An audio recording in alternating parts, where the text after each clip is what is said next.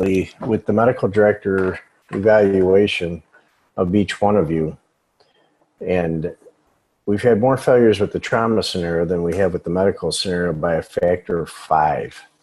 So what we're going to do is we're going to go over some trauma scenario stuff this evening. This is going to be a short roundtable. Since we have a limited number of participants, we'll probably have a limited number of questions. We should be able to get through this pretty quickly. So welcome everybody. I'm glad that you can join me. My name is Jim Frame. I'm the PERCOM Medical Director. And thank you for participating in the best online program that for paramedic training that can be offered. I look forward to meeting each one of you hopefully someday. I'm the attending physician at Wilson & Jones Medical Center in Sherman, Texas. And should you ever get out this way to visit, that would be great. If you have an opportunity to do rotations with me and the nurses, that would be phenomenal. We have an outstanding reputation here, and each paramedic really gets a workout for IVs, intubations, and medication pushes and such like that. Plus, we cover a little bit of pathophysiology, time dependent. Most of the time, the ER is a zoo. So starting IVs and pushing meds, starting IV drips, calculating those drips and doing advanced life support procedures is commonplace. So if you're looking to pick up procedures and you're looking to sharpen your skills in either OB, anesthesia in the operating room, or just in the critical care unit or the emergency department, we certainly have all that to offer. All right, if we, Jonathan just took his medical and trauma scenarios, and I think he probably performed just about one of the top 5 for sure of all students that have ever tested. If any of you feel more comfortable talking to a fellow student than you do the medical director or the program coordinator, please feel free to contact Jonathan. He would be an excellent source for what's on the medical director interview. All right, well, tonight I want to talk to you just a little bit about the trauma scenarios and what they encounter, what the critical actions are, primary actions, secondary actions. Again, a 5-to-1 failure rate for the trauma scenario versus the medical. Usually when people fail the medical, they fail the trauma, but overwhelmingly people pass the medical but fail the trauma. And the reason being is that they miss a couple critical actions. So you should know the critical actions of any trauma scenario, whether it's in the street, in the emergency department, or on examination, has to do with airway assessment. The primary survey surrounds the airway assessment and immediate action of the airway. Remember, it's not the epidural or subdural hematoma or the subarachnoid hemorrhage or the skull fracture that kills most head injury patients, It's the secondary injury. It's the diffuse axonal injury that occurs from hypoxemia. So when you arrive on the scene of a person down as a result of trauma, the first thing that you have to assess is airway. Of course, scene safety and having appropriate PPE, that's a given. And that'll be your first answers to me on any trauma assessment. But what I want to talk to you about a little bit is why the airway is so important. It goes typical ABCDE. We'll focus on ABC for right now, but airway is number 1. As soon as you get the scenario that the patient has broken teeth, there's blood in their mouth, there's blood coming out of their nose and out of their ears, and with a respiratory rate of 6, game stops right there. You get the suction, you suction them out. You can probably BVM them for a little while, but I doubt it's going to take a whole lot of time before the patient starts becoming hypoxemic, and then we'll drop into asystole. On-scene traumatic arrest, as you know, has almost 0% chance of survival. So I expect you to be able to wipe out, to calculate real quickly a Glasgow coma scale, and if it's below 8, you intubate. And I can assure you in every one of my scenarios, it'll be below 8. I'll expect you to calculate. I give you within 1. You do a pretty good job. National Registry does not give you within 1. They give you within 0. So you have to calculate, and they'll give you the choices of 5, 6, 7, and 8, or 4, 5, 6, 7. They'll be consecutive scores. And you'll need to be very precise in how you handle the Glasgow coma scale. So for all you taking notes right now, number 1, airway assessment, airway intervention.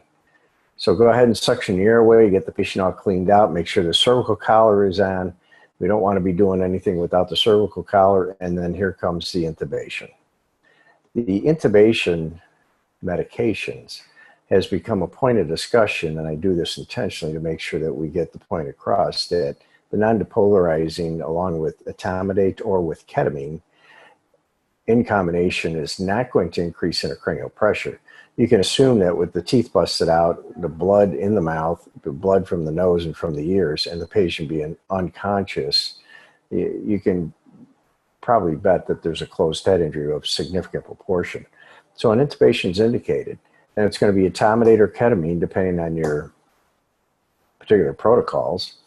They won't put both answers on the National Registry for one question. It'll either be either or.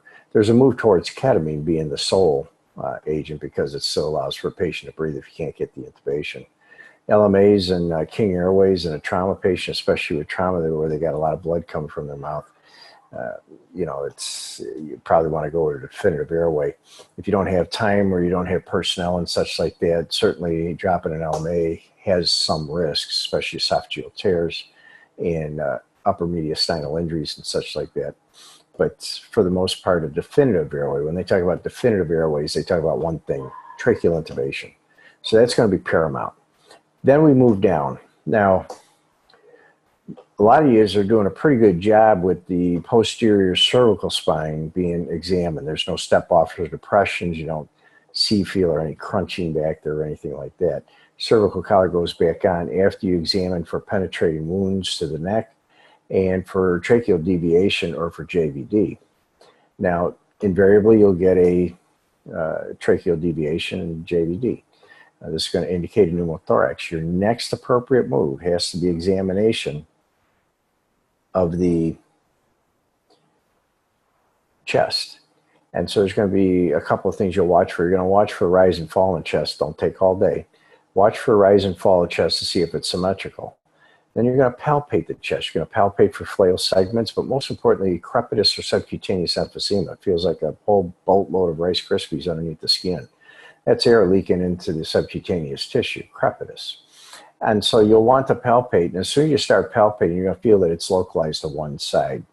And more often than not, the side that you're feeling the crepitus on is going to have the tension pneumothorax. Keep in mind that the trachea is going to be pushed away from that injured side. So if it's deviated left, you probably got a right tension. Obviously, if it's deviated right, you got a left tension. Not a whole lot of choices past that.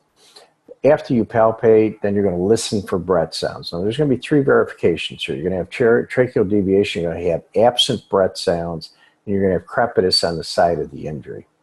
Okay, that's going to be not only for your psychomotor skills and your trauma assessment of the new format of the National Registry, the 6-station format, but it's also going to be for my interview with you.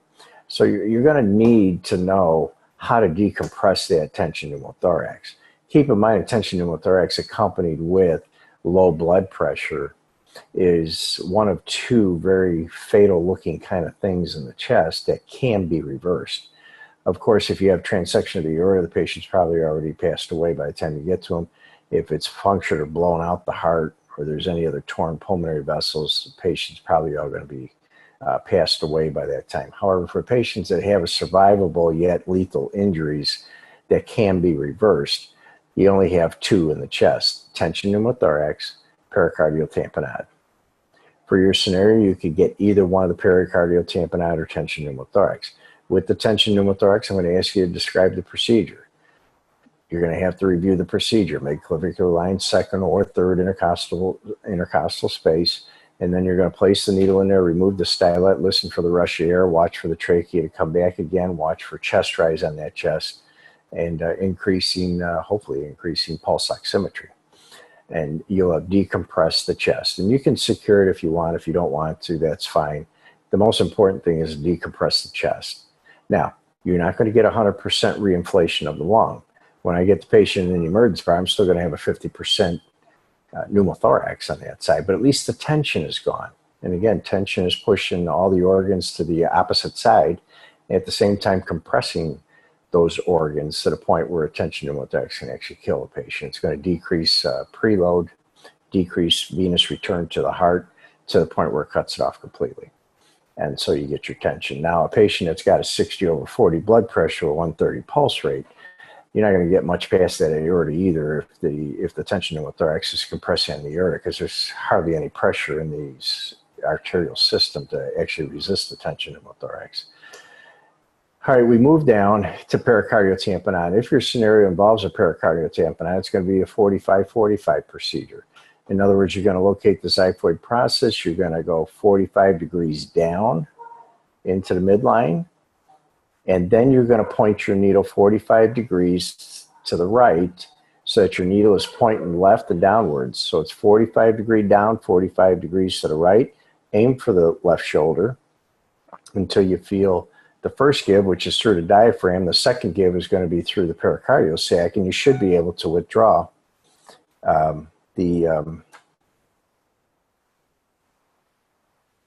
blood from the pericardial sac. Now that we see that with bad cardiac contusions, we also see that with some valvular tears and such like that, specifically any kind of laceration to the left or right ventricle. Right ventricle is posing a greater chance of survival than the left. But if you get 600, 700, 800 cc's of blood in the pericardial sac, just the removal of just 50 cc's of blood can mean the difference between life and death in these patients. So it's going to be 45 down along the midline, and as you get the needle in, then you're going to turn it 45 degrees while you're pointing down 45 degrees, and you can keep going until you hit first the diaphragm and second pericardial sac. So that is going to be very, very important. Now we move down to the abdomen, and this is where a lot of people actually forget to do the abdomen. If you forget to do the abdomen, it's critical action that you've passed on. And so palpation of all four quadrants of the abdomen becomes paramount. But where a lot of folks are kind of running into problems here, and they're running into failures, is that they're not inspecting the abdomen. Now this patient's got to go no skin, no win. If you're not showing the patient being fairly naked and at least opened up so that you can see the abdomen, you're not going to appreciate the type of injuries that could be going on. So I described for you in these patients ecchymosis, either left flank or right flank. And then I described for you a rigid abdomen, no bowel sounds. So if you've got ecchymosis on the right side and you've got a rigid abdomen, you're bleeding internally. Now, do you palpate all four quadrants and such like that? No, the abdomen doesn't work that way. You don't get one quadrant rigid and the other three are normal. Once you irritate the peritoneum with blood, the entire abdomen goes rigid. So once you detect rigidity and you see that there's ecchymosis along the left flank, be thinking about the solid organ on that side. And they're going to ask you that in the National Registry. It's a question. Which organ is most likely injured? Spleen. Some people have answered pancreas for me. Yeah, it's possible. Some people have answered kidney for me. Yeah, that's possible, although you probably wouldn't get a rigid abdomen because why? Because the kidneys sit retroperitoneal. And so until the abdomen fills up with blood from a grade 5 injury, which means the artery and the vein have been separated from the kidney, until the abdomen fills up, you're not going to get rigidity if you got a kidney laceration. So when I give you rigidity, the patient says a blood pressure and pulse, you're going to palpate the abdomen, and you're going to give me the answer of spleen if it's on the left side. If it's on the right side, it's liver. Here's your three National Registry questions. Number one, patient has a right side tension pneumothorax, multiple rib fractures, and has ecchymosis along the right flank.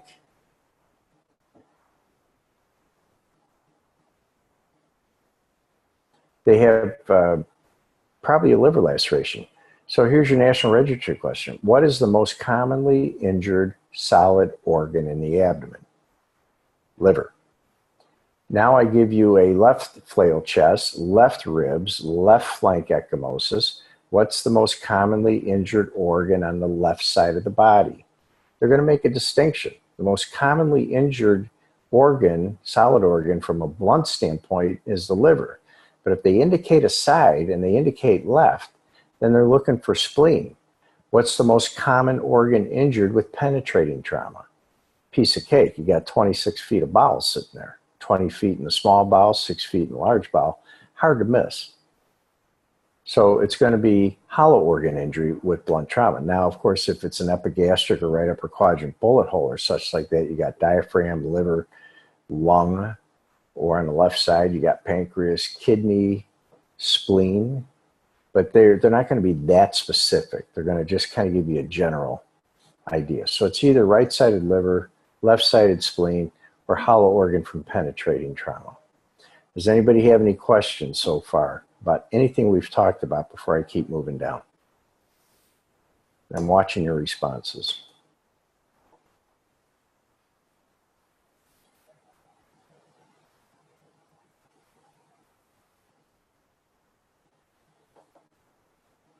All right, if no questions, let's keep moving.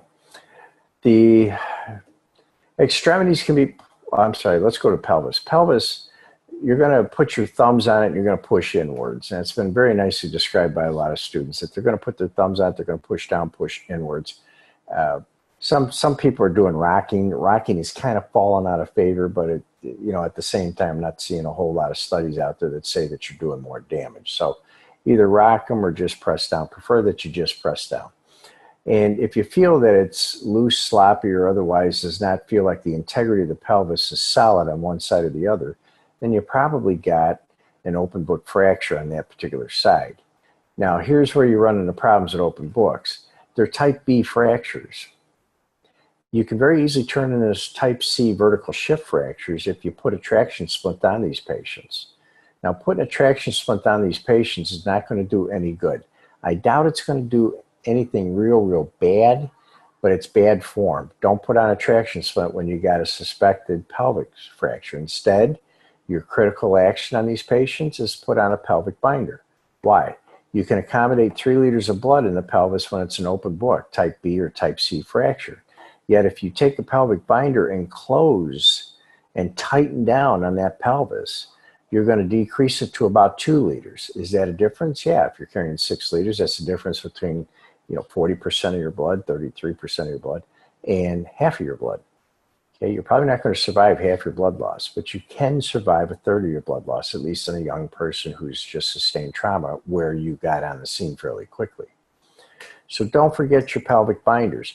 You can tell me, I'll put on a sheath, I'll put on a KED, I have a commercially available pelvic binder.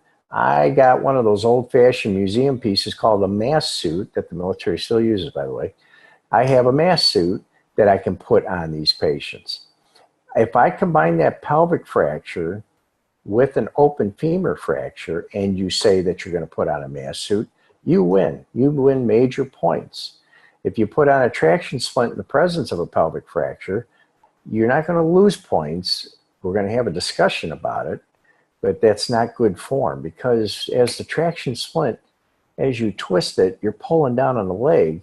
It's because you got the pelvic piece up around the butt, the greater part of the ischial tuberosities and such of the pelvis. And you can push that pelvis forward a little bit and cause a vertical shift of that pelvis as one side kind of shifts to the other. That rips just about all the venous plexus in the back of the pelvis to smithereens, if they're not already torn from the initial trauma.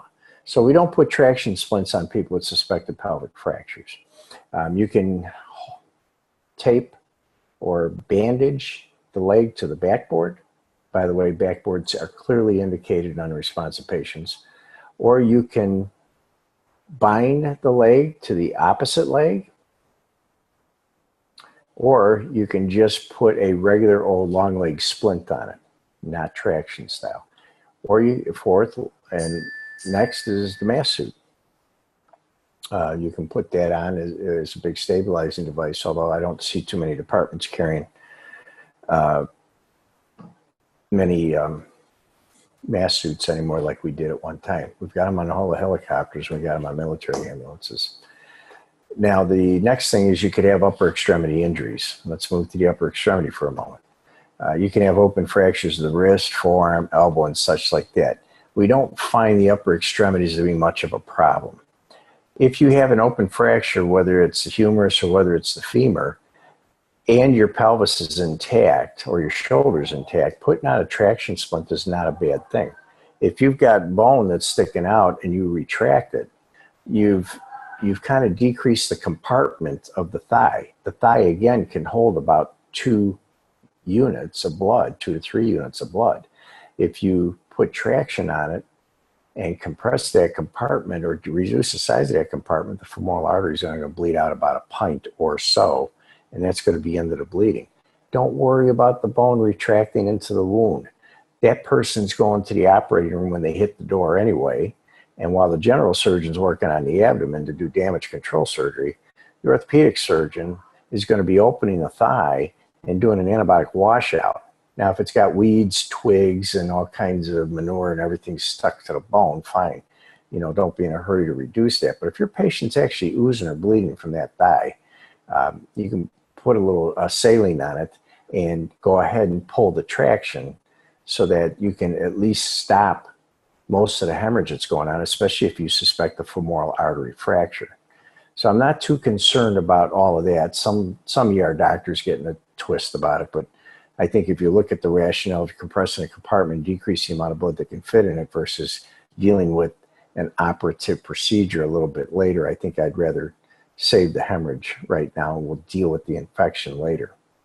And if you've ever seen an open reduction internal fixation of a femur, you open them from the hip all the way down to the knee, you roll back the skin, and we're using retractors. You get in there with a high pressure wash that's just loaded with antibiotics, and you wash everything out, and then you put them on heavy antibiotics. So again, a hemorrhage versus infection. I'll control the hemorrhage now and deal with the infection later.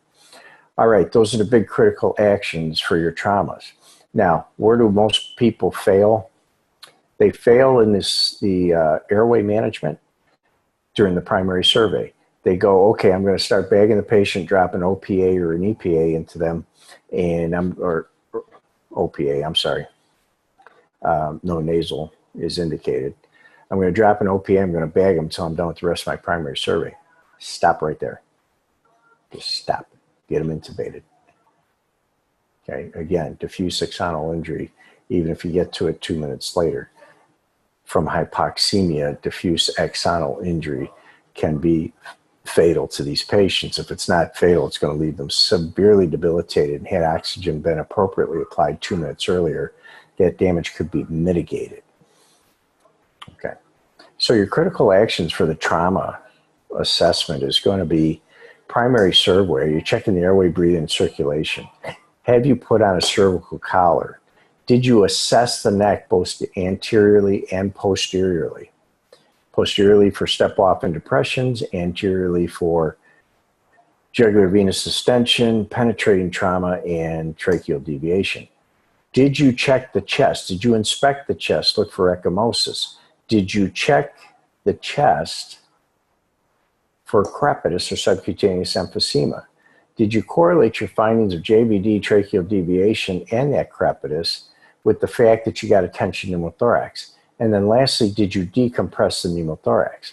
Then you're going to move to the abdomen. Did you detect whatever you detected in the abdomen? Did you appropriately decide that this is a rigid abdomen or if it's a benign abdomen? Did you check the pelvis? Did you see that there's some looseness or sloppiness or loss of integrity of the pelvis where you got a reasonable suspicion there's a pelvic fracture? Then, did you apply the pelvic binder? For patients that don't have a pelvic fracture, did you traction splint the femur fracture? If they do have a pelvic fracture, did you just bandage or splint or tape it to the backboard to immobilize the femur fracture? So you got two arms of that there, whether the pelvis is fractured or not fractured. But you have to address the open femur fracture, even if it's just, I tied the leg to the opposite leg because of the pelvic fracture, I couldn't put on a traction splint. All you have to do is identify that and you've passed it. And those are your 6 critical actions. Now, lastly is a concept called permissive hypotension. I want you to write this down because the parameters are changing on this now. The American College of Trauma Surgeons and ATLS teaches permissive hypotension means a systolic pressure between 80 and 90. If I give you a scenario of 60 and you give them the 1 liter bolus and I tell you that it's 70, you're going to have to work a little bit harder to get it up to 80, unless the mean arterial pressure is greater than 50. So 2 components. Number 1, is your systolic pressure between 80 and 90 for permissive hypotension? And second is your mean arterial pressure, your MAP, 50 or greater? You can have a 70 over 60 or an 80 over 60, and then you got to worry about pericardial tamponade, because with that neural pulse pressure, the systolic and diastolic getting close to each other, you have to at least assess them for pericardial tamponade. That's a set of vital signs that I've given to several patients in the past, and they've missed the pericardial tamponade because they didn't recognize a neural pulse pressure. Okay, and that would indicate pericardial centesis, the procedure of 45 and 45. Okay, so you need those two IVs established. The Advanced Trauma Life Support from the American College of Trauma Surgeons has been telling us that the 2 liters may not be the patient's best interest any longer. Though the National Registry still teaches the 2 liters, and for your advanced skill psychomotor testing and such, you're still going to have to put 2 liters into this person. But your instructor or the test may ask you about permissive hypotension, in which case you'll spew out to them the range is 80 to 90 or a MAP of 50, or if you get both of them, both the 80 and between 80 and 90 on the systolic and the 50 on the MAP, you're in good shape for permissive hypotension. If you explain that to the instructor that you're going to allow this patient to do that because the abdomen is still rigid, which means you still have bleeding in there, you don't want to turn the blood into Kool-Aid. You don't want to thin it out so much where you can't deliver oxygen. Remember, with the more fluid that you're putting in them, the chance of cerebral edema, especially in these particular scenarios with the diffuse axonal injury and hypoxemia and such like that, that has to be corrected immediately. If you're pouring too much water or too much saline into these patients, you can start swelling that brain as well. So there's a lot of good reasons to go permissive. The American College of Trauma Surgeons actually prefer that. When you get them into the emergency room, of course, we dump blood into them, and 1 unit of blood to 1 unit FFP. I don't think they figured out that ratio yet, but it looks like it's going 1 to 1, which is why we're trying desperately to get blood into the field. So far, the helicopters are carrying it because they have that capacity, but advanced life support units that have refrigeration are starting to carry some of these blood or blood products, and it's going to make a difference. We proved that on the helicopters in Iraq in 2006, and then recently in Afghanistan in 2013 to 2016, that when the medics go out on the choppers with the blood and start infusing that blood, we're starting to see better results. 10% of any trauma that's out there, 10% we lose because of hemorrhage control. 3% you lose because of airway control. Patients who actually die within the first 24 hours who make it into the hospital alive. So you got to watch for that hypoxemia. You have to watch for that fluid resuscitation, and that's why the permissive hypotension has come about. So again, your critical actions on any trauma assessment that I do with you is going to be airway, airway, airway. It's going to be definitive airway management. For the purposes of the test, the definitive airway is only one definitive airway, and that's endotracheal intubation. Then you're going to move down to the neck, tracheal deviation, JVD, step-off or depressions, penetrating wounds. Then you're going to go to the chest. You're going to inspect and palpate and then auscultate, and then finally figure out that they got attention to what they're actually going to decompress. And then in the abdomen, you're going to recognize whether it's liver or spleen or even kidney and what kind of bleeding you may or may not have. But just remember, the abdomen has no compressible sites. You can't put your thumb over it and make the liver stop bleeding. Okay? Therefore, if you do not have a compressible site, and worse yet, if they have intra-abdominal bleeding, then what you don't want to do after you give your 2 liters of fluid is start a vasopressor. Dopamine, level fed, and all the other happy stuff that's out there that increases blood pressure and sepsis, cardiogenic shock, and all the other medical conditions are contraindicated in trauma until you have the bleeding under control. In an intra-abdominal laceration of a liver or a spleen, the only way you're going to get damage control is in surgery. You can't do it in the field, fellas. Don't put on a mask suit and inflate the abdominal section, think that you got the hemorrhage under control so you can give a vasopressor. The use of a vasopressor in my oral interviews is an automatic fail. You'll be coming back to me. I may give you a question to follow up on that to see if you can correct yourself and finally catch yourself. But once that examination ends and I see that the vasopressor has been applied, you'll have a fail. And that's just the bottom line, because a vasopressor is absolutely contraindicated. Okay? Now, if you have an extremity injury where they've bled out a lot, you get the bleeding under control, you got a compression, you've given the patient two liters, and your patient is still well below the 80 systolic, then you'll call medical control and see if one of us are willing to go along with Levophed or dopamine. I don't see a problem with that if you have a compressible site and you've already stopped the hemorrhage and the patient's systolic is still below 80 and the patient has altered mental status and the MAP is below 50, then I would consider a pressor. But that is such a narrow window that you're not even going to get that probably 2 or 3 times in your entire career if you're doing a typical 20-year career. So when I give you the oral interview, I'm not going to give you anything easy. You're going to have something complex, and it's going to be intra-abdominal or intrathoracic, in which case it's a non-compressible site. And if you use a vasopressor, you're going to visit me again for another oral interview because you didn't pass the first one. So what I've given you now is 6 critical actions: a cervical collar, airway management, needle decompression, inspection palpation, and auscultation of the chest and abdomen, pelvic binder, and either traction or no traction, but some sort of splinting, 2 IVs, and avoiding the use of vasopressors in trauma. If you can list all of that off right away, no matter what trauma scenario I give you, you're going to know all of that and you're going to avoid a failure. And don't forget the occasional pericardial tamponade that I throw in there. You're going to have to know how to do these procedures. Every once in a while I get a star student that does really, really well on all of it and such like that. I may throw in a cricothyrotomy or pericardial tamponade, or I may throw the patient into some sort of bradycardia and such like that. You just have to know how you're going to handle all that. And I'll leave that to you for your studies. Does anybody have any questions about what we've covered this evening?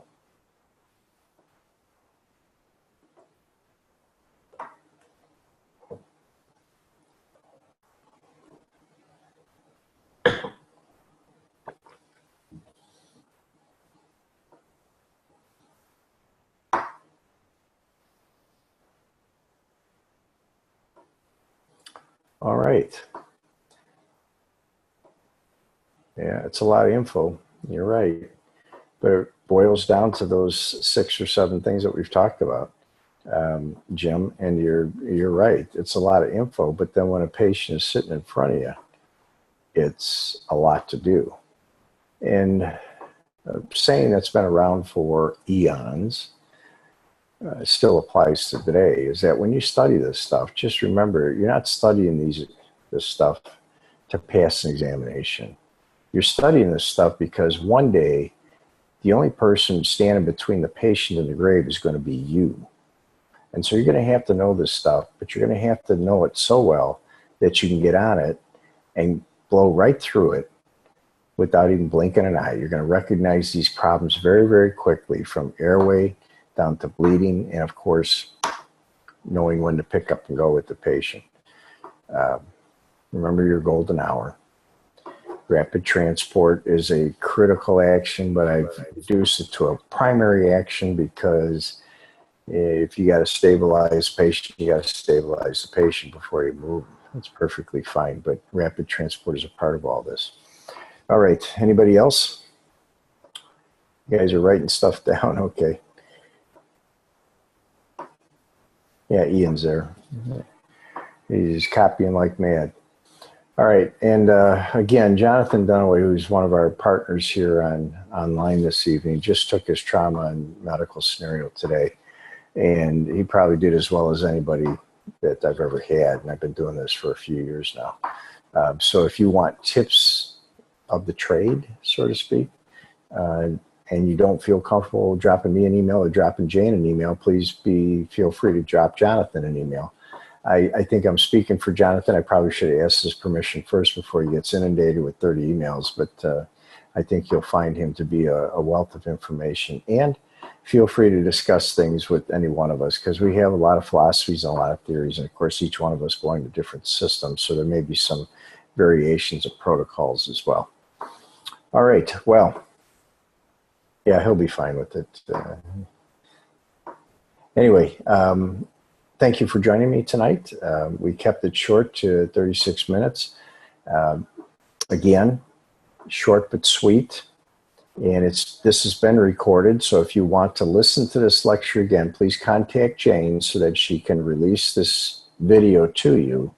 And maybe you can stop, pause it, or whatever as we hit various points. But if you spend another 1 or 2 times with this video and going over the trauma completely, you will guarantee 100% pass the trauma assessment, both from a psychomotor skills standpoint, the National Registry, as well as this medical director interview. And with the points that we've discussed are reinforcing the didactic portion of the National Registry test, in other words, the written test, and you won't go wrong. So if anybody doesn't have any questions, I bid you good evening and wish you best of luck. Good night.